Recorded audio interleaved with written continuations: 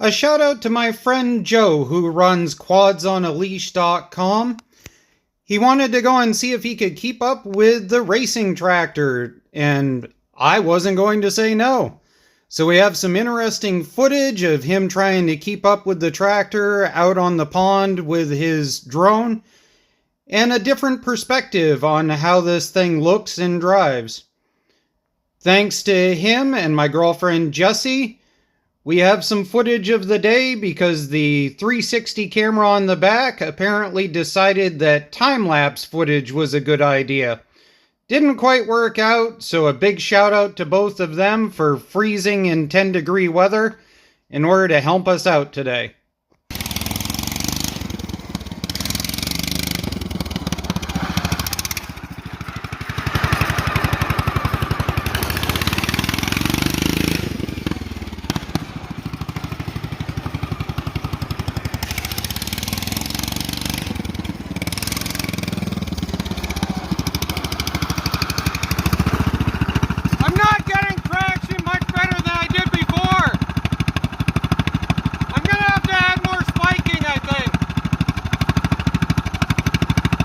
To the front ones?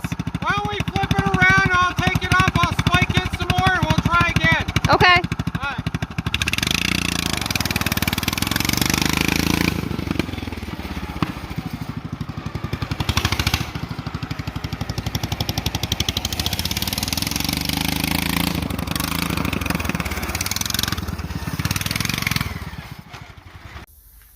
Alright guys, I always show you when I think I screwed up because I want everybody to learn from it.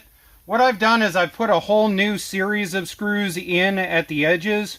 And as you can see, there are screws right down in here, but they packed up immediately.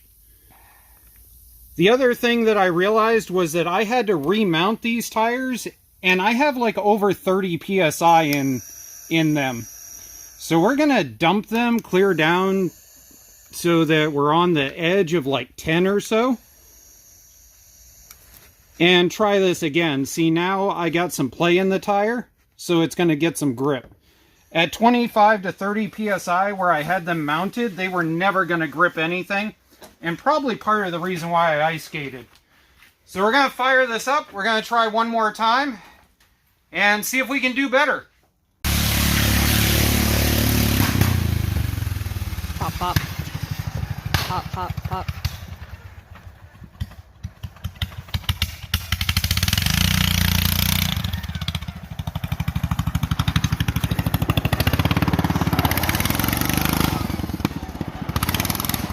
Well, that's a bit better.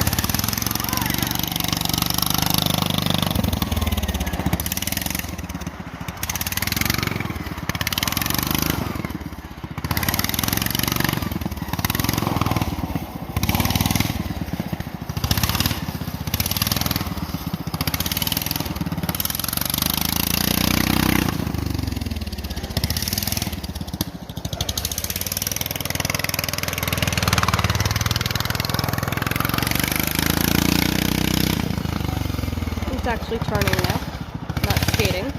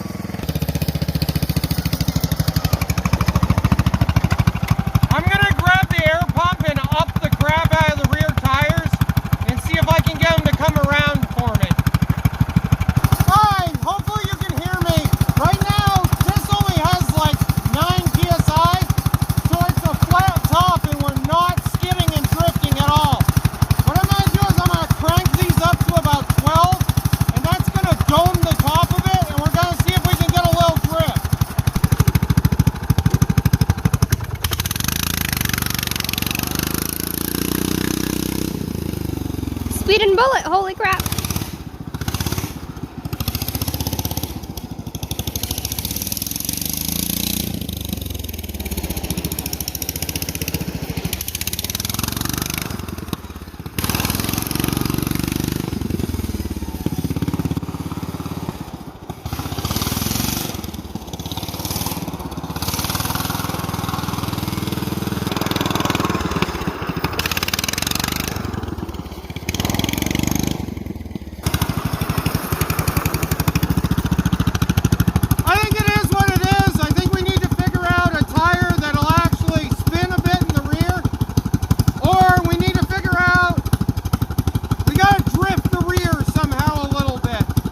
just so that you guys see what we ended up doing here.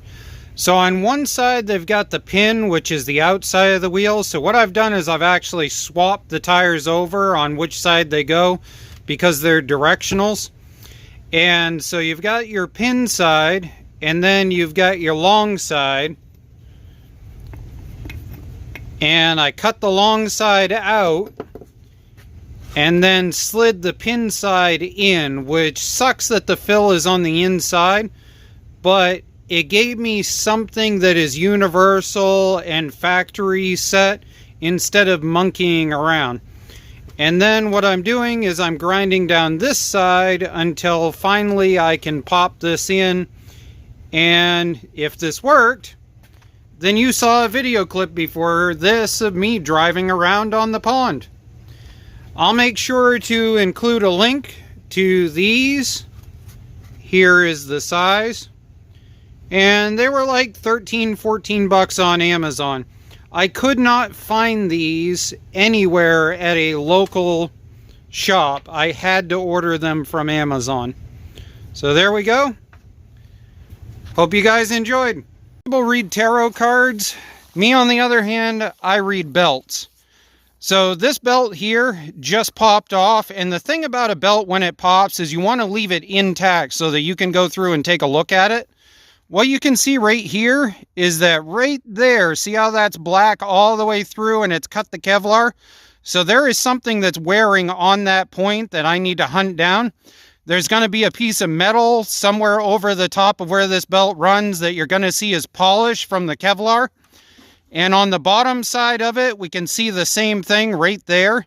It's got a polished area. Now, this could just be that it's got a pulley on the rear that is eating into it, where it is a repurposed pulley. But we're going to check. We're going to look for polish points. The other thing about doing something like this is that after they blow up like this, in a day or two, wherever it is it was rusting, sorry, let me try that again. In a day or two, when you come back, wherever it is that was wearing is going to have flash rust on it. And the reason being is because it's going to be a heated up piece of metal that the moment you stop wearing across it is going to pull moisture out of the air and it's going to flash rust. So that's how you do a belt reading when you blow something up in order to go through.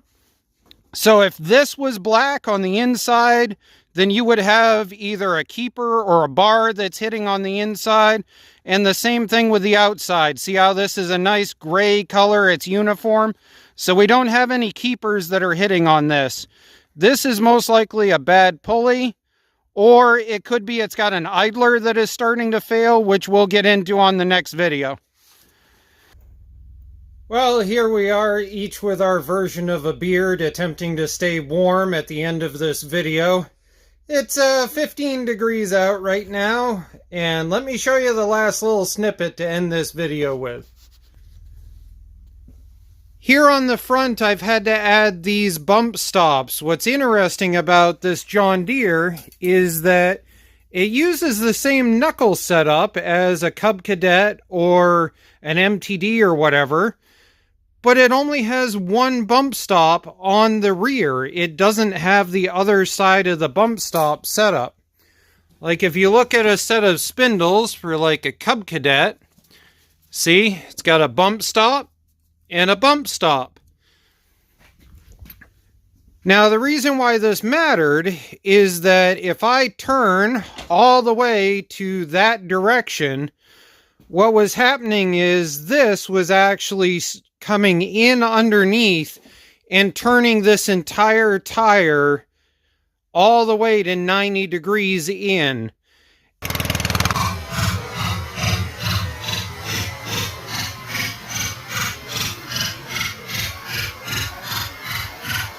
And acting as just a dam. It wasn't rolling at all. They were just stopping and acting like brakes.